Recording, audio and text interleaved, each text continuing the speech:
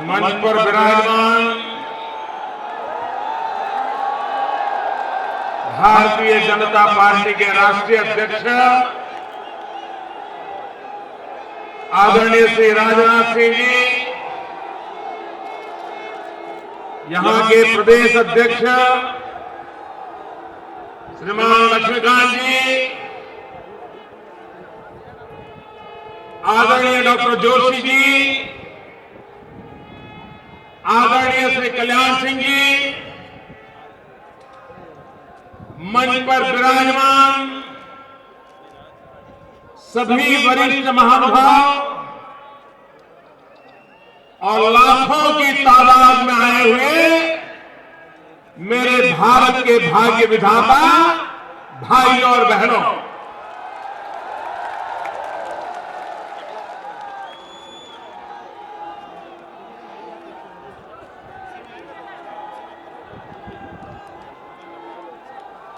कल बहुत स्थानों पर ओले गिरे, वर्षा हुई, यहां के किसानों का भारी नुकसान हुआ है। ये नुकसान सिर्फ किसानों का ही नहीं है, ये देश का भी है। इस आपत्ति के समय मैं सभी मेरे किसान भाइयों के प्रति उनकी तकलीफ के समय मैं उनके दुख का साथी हूं और उत्तर प्रदेश इकाई की मेरी पार्टी के कार्यकर्ताओं से मैं अनुरोध करता हूं, इस रैली के बाद इस संकट में आए सभी किसानों से हम मिले, उनकी मुसीबत को समझे और सरकार के पास जाकर के उनके हक के लिए हम लड़ाई लड़े, उनको इस नुकसान के समय जितनी हो सके उतनी मदद हम करें। कल से यहां 10वीं और 12वीं कक्षा के छात्रों के इम्तिहान शुरू हो रहे हैं। मैं मेरे सभी नौजवान साथियों को बहुत बहुत शुभकामनाएं देता हूं। उनका भविष्य भारत के उज्जवल भविष्य के साथ जुड़ा हुआ है। वे सफलता प्राप्त करें, साल भर की उनकी मेहनत रंग लाए। उत्तर प्रदेश में लगातार एक के बाद एक 8 रैलियां और सभी रैलियां एक से बढ़कर एक, और आज लखनऊ का तो नजारा ही कुछ और है।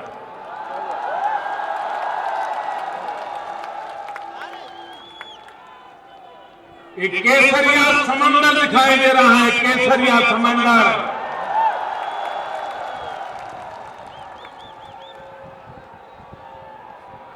भाई बहनों,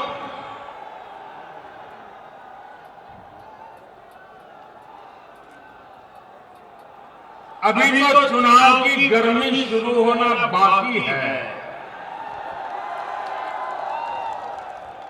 उसके बावजूद भी ये जन समर्थन, ये जन सैलाब, ये साफ साफ लग रहा है भाजपा की आंधी चल रही है, आंधी चल रही है।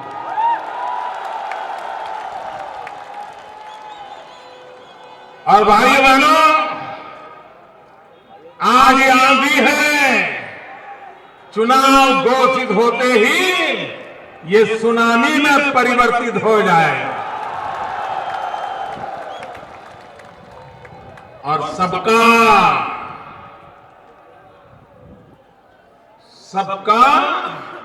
विनाश तय है। स यानी सपा, ब यानी बसपा, का यानी कांग्रेस।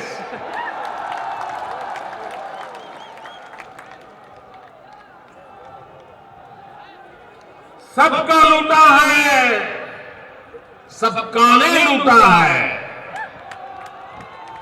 और इसलिए भाइयों बहनों, उनका विनाश तय है। आज हम लखनऊ में हैं, लखनऊ, और जब लखनऊ आते हैं तो अटल बिहारी वाजपेयी, उनका नेतृत्व,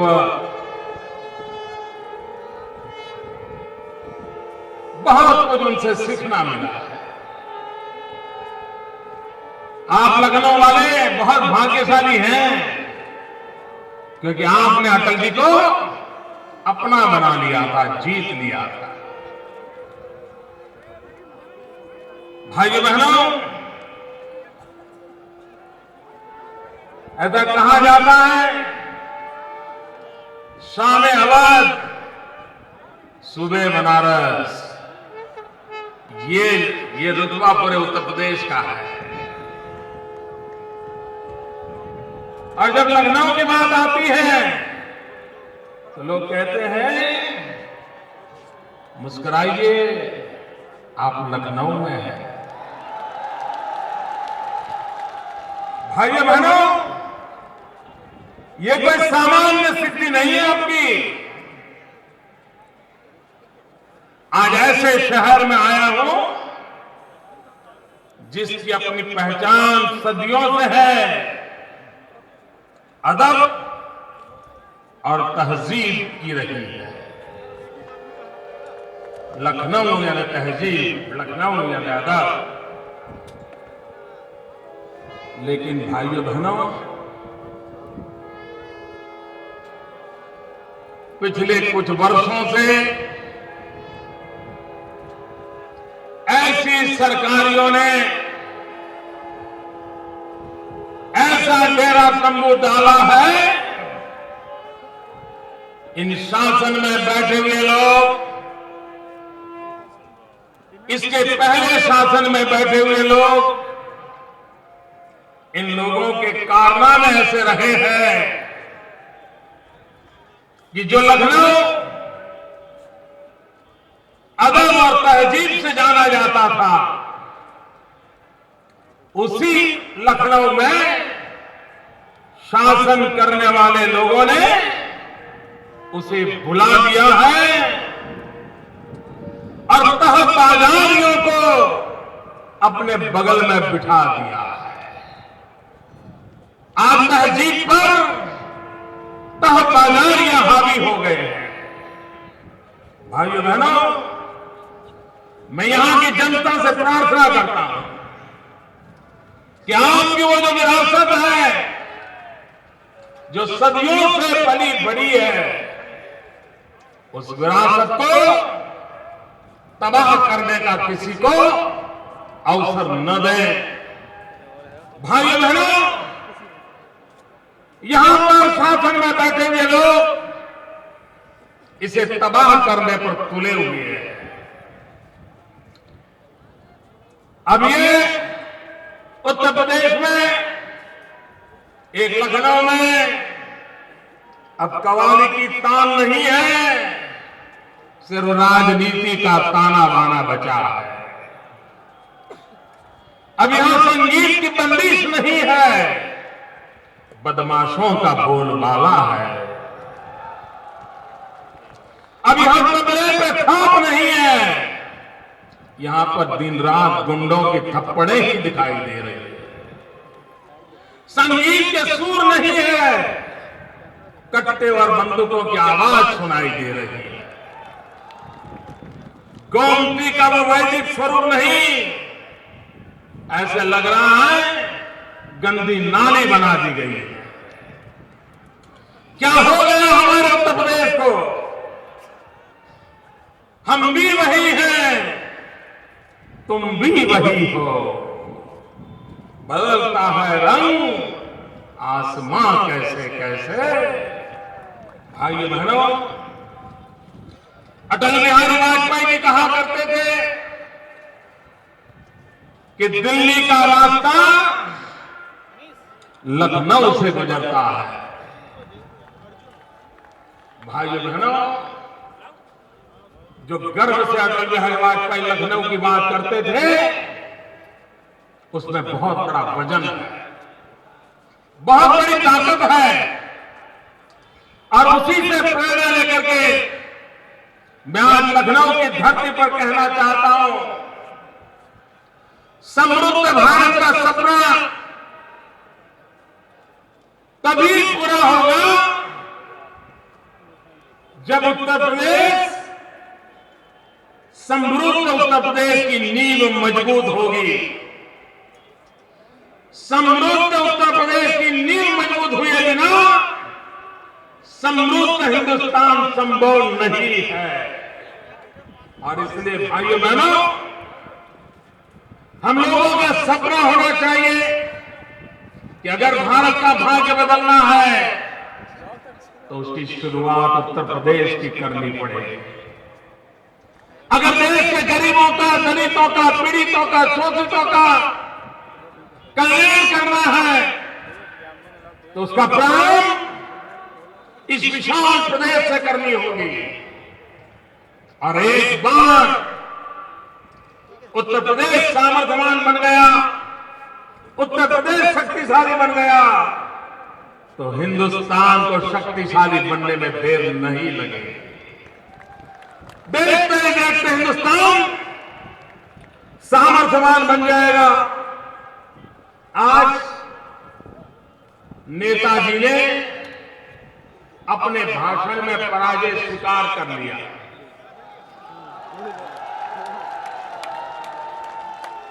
अभी अभी वो भाषण कर रहे थे, मुझे जानकारी मिली, नेताजी कह रहे थे, मोदी जी रैलियों में भीड़ इकट्ठे में करने में मुकाबला मत करो।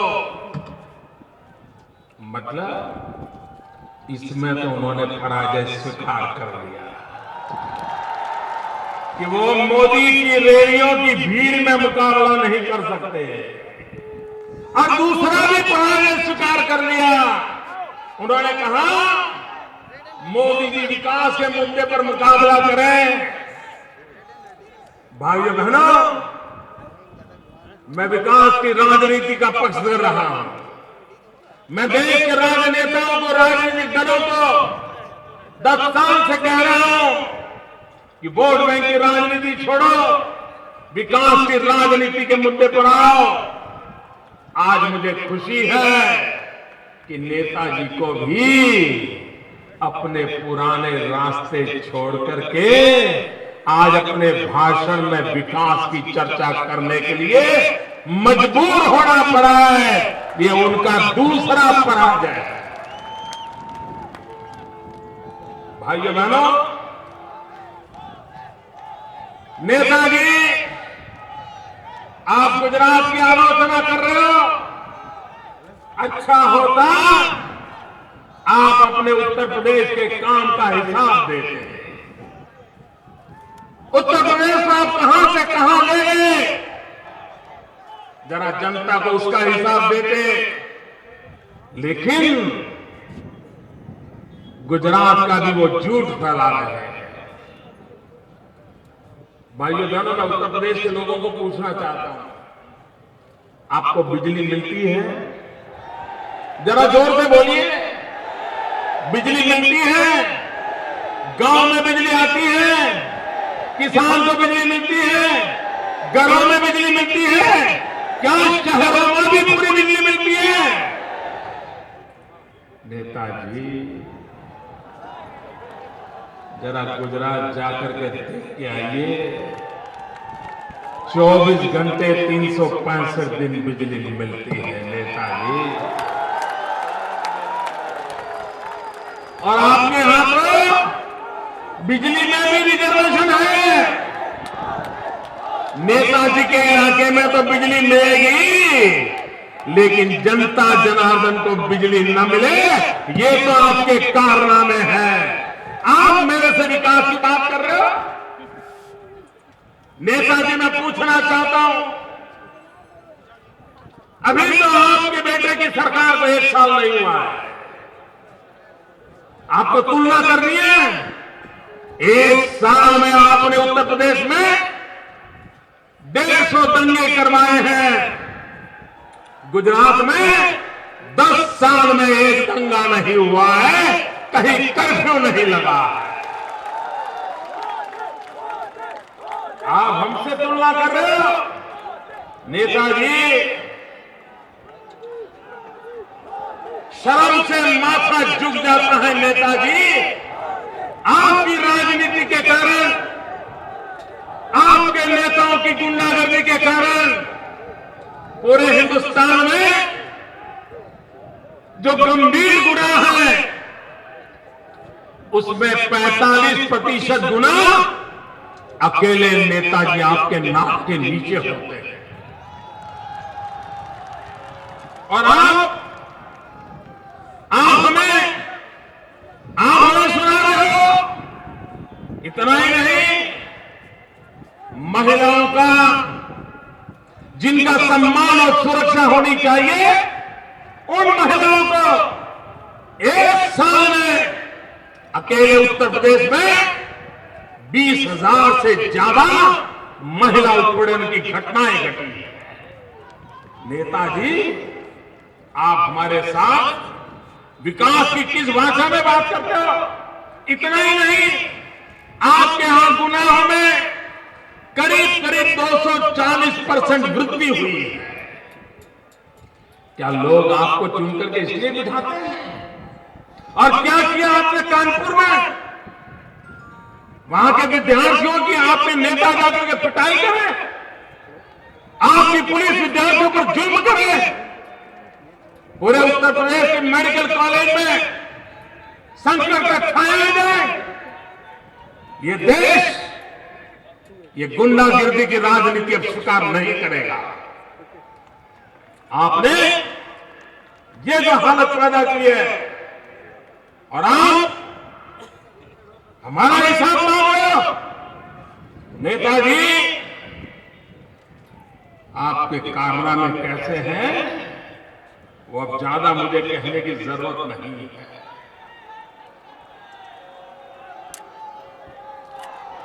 अब समाजवादी पार्टी में भी 2 खेमे हो गए हैं। समाजवादी पार्टी में भी 2 खेमे हो गए हैं। एक खेमे का नाम है समाज विरोधी पार्टी,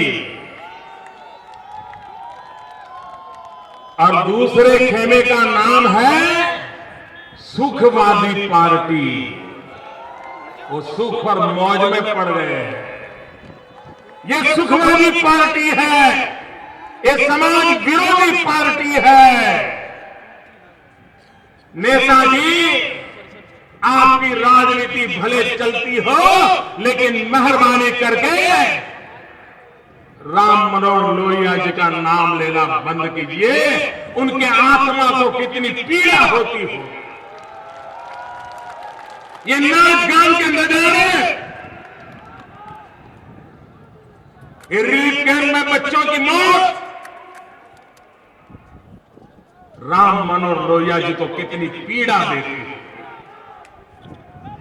और नेताजी, कुर्सी सब कुछ नहीं होती है, उससे भी आगे जनता जनार्दन के सपनों को पूरा करने का एक बड़ा दायित्व होता है।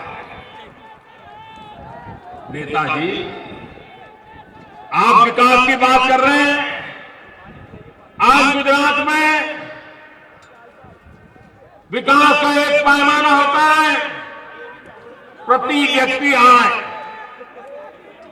भाइयों बहनों, उत्तर प्रदेश की प्रति व्यक्ति औसत आय सिर्फ 26,000 रुपया है, और गुजरात की प्रति व्यक्ति आय 75,000 रुपया है। 75,000 ऐसे नहीं आया।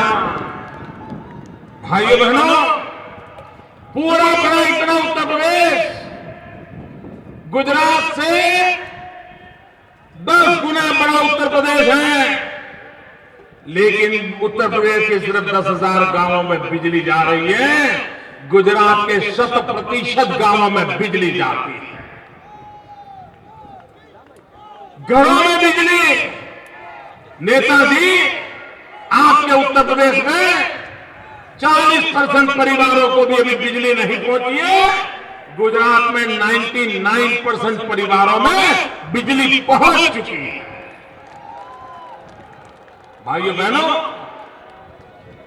वादे कर रहे हैं, आप गुजरात के विकास की बात करते हो। मैं जरा पूछना चाहता हूं,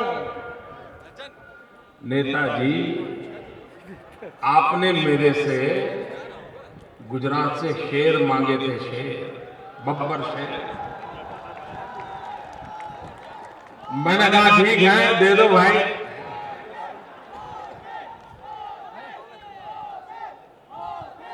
इतना ही नहीं, आपने हमसे अमूल भी मांगा, अमूल।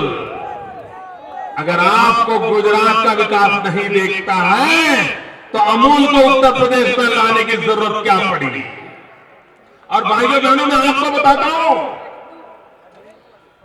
1 साल पहले उत्तर प्रदेश में जो किसान या जो मालधारी पशुपालक दूध का उत्पादन करता था, उसको दूध का दाम सिर्फ 15 से 18 रुपया मिलता था। जब से अमूल ने दूध खरीदना शुरू किया उत्तर प्रदेश में, यहां के मेरे गरीब किसान को, पशुपालक को आज दूध का दाम 35 से 40 रुपया मिल रहा है। ये गुजरात का मॉडल है, ये गुजरात का मॉडल। उत्तर प्रदेश में आप दूध उत्पादक को 15-18 रुपए से ज्यादा दे नहीं पाते थे, हमने आकर के 35-40 रुपया देना शुरू कर दिया। किसान का भला कैसे होता है हमने दिखाया। और अभी पिछले हफ्ते ही अमूल के प्लांट लगाने का शिलान्यास आकर के हमारे लोगों ने किया है। भाइयों बहनों, आप बातें करते हो, लेकिन विकास के रास्ते पर आप आगे बढ़ नहीं पाते। भाइयों बहनों, मैं गर्व से कह सकता हूं, उत्तर प्रदेश में सब कुछ है, बहुत सामर्थ्य है। ये मुरादाबाद का पीतल, ये फिरोजाबाद का ग्लास, ये सहारनपुर की लकड़ी, ये बनारस की सिल्क साड़ी, ये मिर्जापुर का कालीन, ये सीतापुर फतेहपुर सिकरी का दरिया, ये कानपुर का चमड़ा, ये अलीगढ़ के ताले, ये कन्नौज का इत्र, फर्रुखाबाद का हैंडब्लॉक, आगरा के जूते, क्या कुछ नहीं है। लेकिन आपने उनके विकास के लिए कुछ नहीं किया। ये सारी चीजें दुनिया के बाजार में डंका जमा सकती थी, लेकिन आपको विकास क्या करना, कैसे करना, इसकी चिंता ही नहीं है, क्योंकि आप वोट बैंक की राजनीति में तुले हैं। भाइयों बहनों, मेरे गुजरात में पतंग का उद्योग है और ज्यादातर हमारे यहां पतंग के काम में गरीब मुसलमान परिवार लगा हुआ। जब मैं नया मुख्यमंत्री बना तो पतंग उत्पादन 35-40 करोड़ रुपए का था। हमने उस पतंग में भी जान भर दी और वो व्यापार आज 500 करोड़ का हो गया, 500 करोड़ का। विकास कैसे किया जा सकता है, विकास को लेकर के गरीब से गरीब का भला कैसे किया जा सकता है, ये हमने करके देखा है। आप लोग एक तरफ ये सपा हो, बसपा हो, कांग्रेस हो, ये वोट बैंक की राजनीति ने देश को तबाह किया है और वोट बैंक की राजनीति में मुस्ताक इन लोगों ने भ्रष्टाचार में भी कोई कमी नहीं रखी है।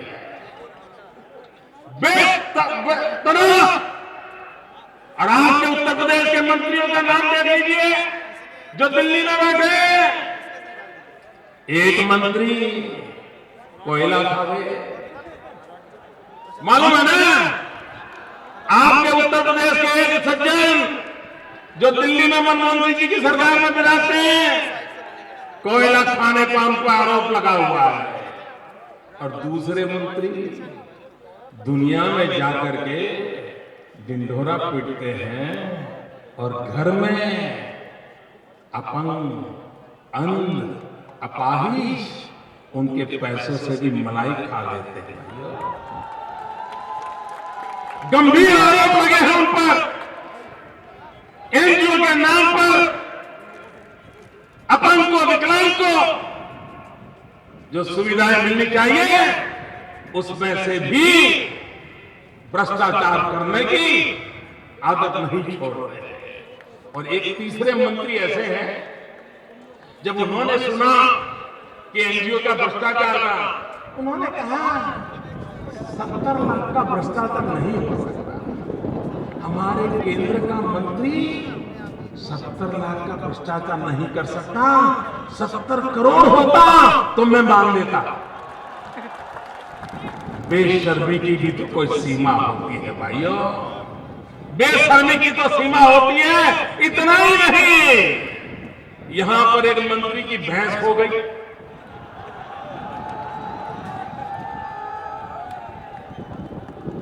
उत्तर प्रदेश में नौजवान बेटा खो जाए खबर नहीं बनती है, लेकिन एक मंत्री की भैंस खो गई, खबर बन गई। और मैं तो सोच रहा था मंत्री जी का बयान जरूर आएगा, वो जरूर कहेंगे, उनकी भैंस खो जाने पर कहेंगे सेक्युलरिज्म पर खतरा है। वो जरूर कहेंगे उनकी भैंस चली गई, वो जरूर बोलेंगे कि सेक्युलरिज्म पर खतरा है। भाइयों बहनों, यही जिनके तौर तरीके हैं, उन लोगों से भाइयों बहनों देश का कभी भला नहीं होगा। भाइयों बहनों, इन लोगों ने एक ऐसा तरीका ढूंढ लिया है, चुनाव जीतने की एक ऐसी जड़ी बूटी लेकर के घूम रहे हैं वो लोग, लेकिन वो जड़ी बूटी की अब ताकत नहीं रही। आप जरा गौर से देखिए और उत्तर प्रदेश के हर गली में जाकर के लोगों को समझाइए। आप उनको कहते हैं बच्चे को रोजगार चाहिए, तो वो क्या कहते हैं, अरे रोजगार बात में पहले सेक्युलरिज्म की बात करो। आप कहते हैं खेत में पानी चाहिए, तो कहते पानी की बात छोड़ो, पहले सेक्युलरिज्म की बात करो। आप कहते हैं महंगाई कम करो, अरे बोले महंगाई छोड़ो, आज सेक्युलरिज्म खतरे में है। आप कहें गरीबी से जूझना पड़ रहा है, वो कहता है गरीबी की बात छोड़ो, पहले सेक्युलरिज्म की चर्चा करो। बच्चों को स्कूल में एडमिशन चाहिए, वो कहता है सेक्युलरिज्म की बात करो। भाइयों बहनों, अपनी नाकामियां छुपाने के लिए, अपनी विफलताएं छुपाने के लिए ये सेक्युलरिज्म का नकाब पहन करके, सेक्युलरिज्म के नाम के बातें करके हमें गुमराह करने की कोशिश करते हैं। भाइयों बहनों, ये सेक्युलरिज्म का ढिंढोरा पीटने वाले लोग, यहां सपा का राज रहा, यहां बसपा का राज रहा, यहां कांग्रेस का राज रहा। मैं उदाहरण देना चाहता हूं नेताजी, मुसलमान के लिए हज यात्रा उसकी आस्था का विषय होता है। हर मुसलमान की चाह रहती है कि हज यात्रा करने का अवसर मिले। भाइयों बहनों, गुजरात में हर वर्ष 4,800 लोगों का कोटा दिया है भारत सरकार ने।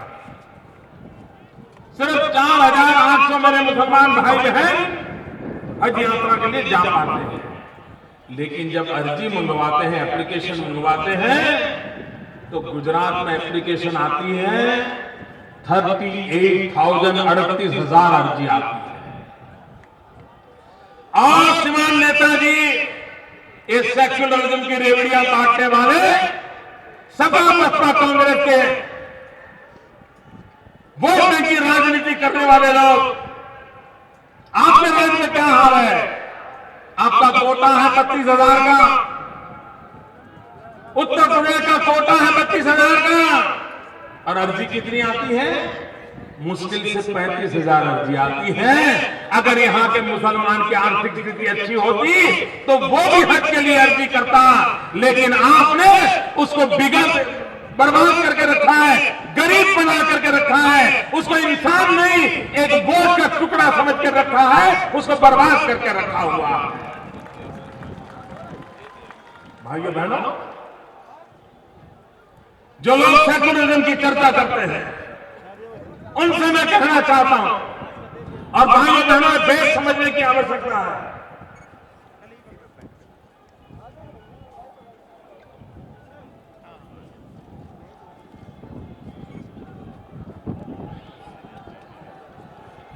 भाइयों बहनों,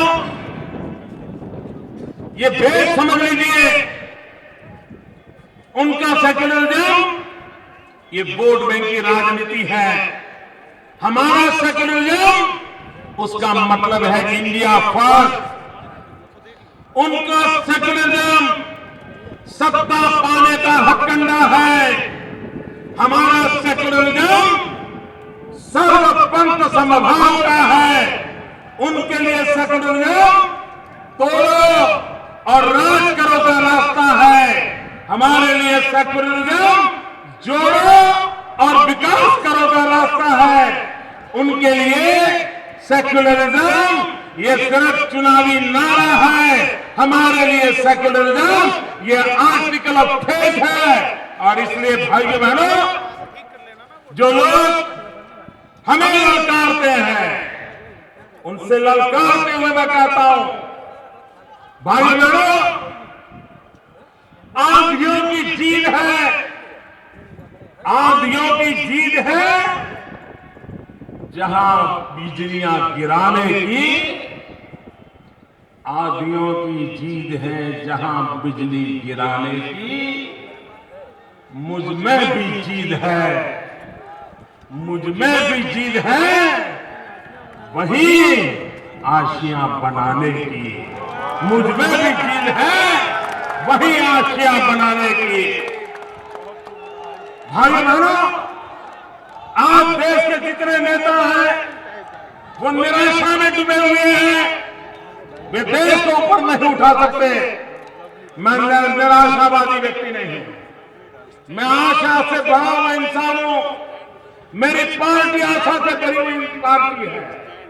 ये पार्टी की विशेषता देखिए, ये भारतीय जनता पार्टी का लोकतंत्र देखिए, ये भारतीय जनता पार्टी की ताकत देखिए कि मुझ जैसे पिछड़ी जाति में पैदा हुआ, गरीबी में पला, चाय बेच करके जिंदगी चलाने वाले एक नौजवान को भारतीय जनता पार्टी ने प्रधानमंत्री पद का उम्मीदवार बना दिया। दलित हो, पीड़ित हो, शोषित हो, वंचित हो, मेरे पिछड़े भाई बहनों हो, आने वाला दशक आपका है। मैं दानों से कहता हूं, आने वाला दशक दलितों का है, पीड़ितों का है, शोषितों का है, वंचितों का है, पिछड़ों का है। आने वाले 10 साल में ही उनकी जिंदगी में बदलाव लाने का हमारा संकल्प है। और इसलिए भाइयों बहनों, जब हौसले कमजोर होते हैं तो परिस्थितियां समस्या बन जाती है। जब हौसले स्थिर होते हैं तो परिस्थितियां चुनौती बन जाती है। लेकिन जब हौसले बुलंद होते हैं तो परिस्थितियां भी अवसर में पलट जाती है। और इसलिए मेरे भाइयों बहनों, हम अवसर को लेकर के आए, जो भ्रष्टाचार की बातें करते हैं, जो भ्रष्टाचार में डूबे हैं, भाइयों बहनों, मैं आज उत्तर प्रदेश की जनता को भरोसा देना चाहता हूं। मैं उत्तर प्रदेश की जनता को भरोसा देना चाहता हूं। मैं दिल्ली में एक चौकीदार के रूप में बैठने वाला हूं। प्रधानमंत्री पद उससे भी मेरे लिए महत्वपूर्ण बात है, एक चौकीदार का काम। और मेरे उत्तर प्रदेश के भाइयों बहनों, दिल्ली की तिजोरी पर, देश की तिजोरी पर मैं किसी का पंजा नहीं पड़ने दूंगा। कोई हाथी पर बैठ के आए, उसका भी पंजा नहीं पड़ने दूंगा। कोई साइकिल पे सवार होकर के आए, उसका भी पंजा नहीं पड़ने दूंगा। ये मैं आपको विश्वास दिलाने आया हूं। भाइयों बहनों,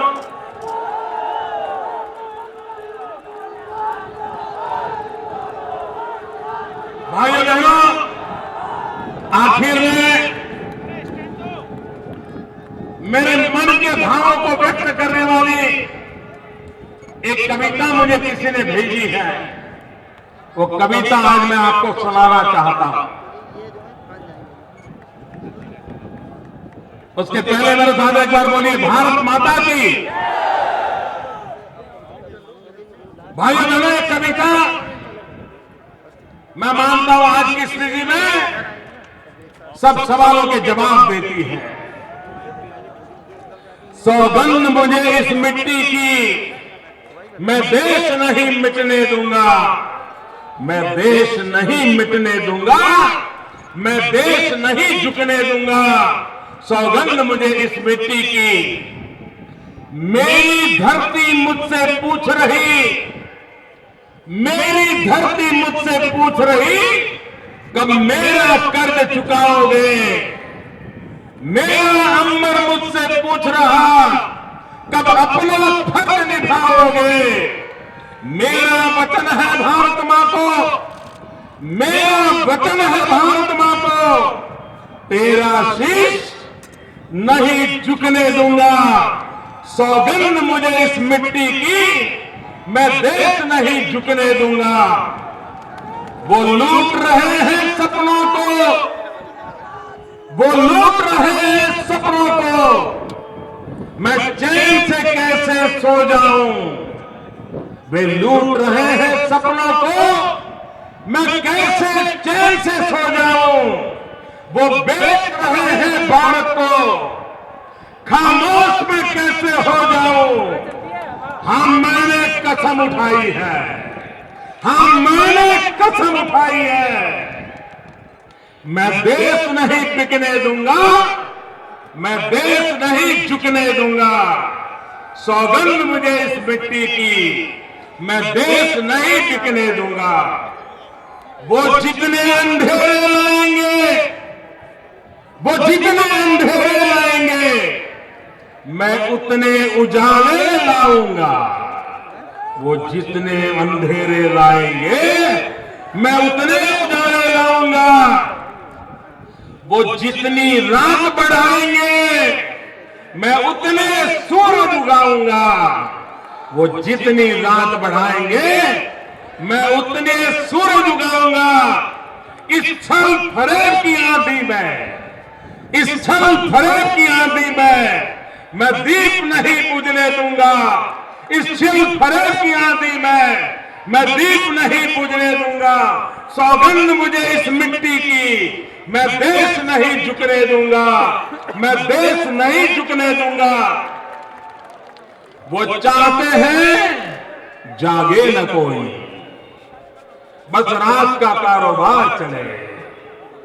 वो नशा बांटते जाएं और देश ही बीमार हो। ये नशा बांटते जाएं और देश ही बीमार चले। पर जाग रहा है देश मेरा, पर जाग रहा है देश मेरा। हर भारतवासी जागेगा, हर भारतवासी जागेगा।